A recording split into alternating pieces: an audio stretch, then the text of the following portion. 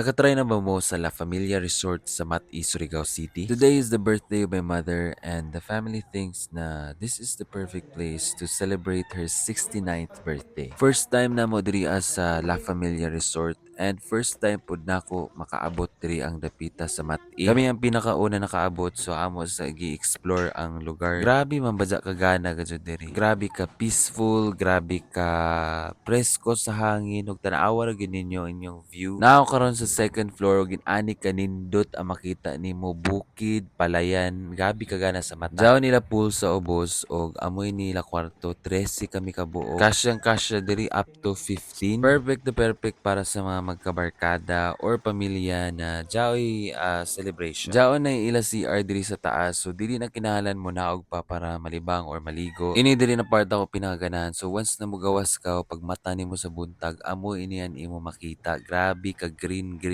Rice fields, coconut trees o mga bukid. This is my brother preparing his surprise gift para unya sa birthday ni mama. A big bouquet of flowers for her 69th birthday. Tanggo pa kayo sa mga roses. Ay, food package from Arm Food ready na. Gwapo kay diri mo kaon no at bag nimo ang pool at the same time klaro kay nimo ang bukid. Nana sa like karaoke or video game machine diri para sa ato ang mga tahay. Grabe kalawak sa place. Pwede kayo ka magtumbling-tumbling, ligid-ligid diri no. Nana sila lutuanan, pwede ka makagamit sa plato, and then naapoy tubig, na ay ref. Nag-overnight me diri sa La Familia celebrating the 69th birthday of my mother. O grabe na jud ka sulit no.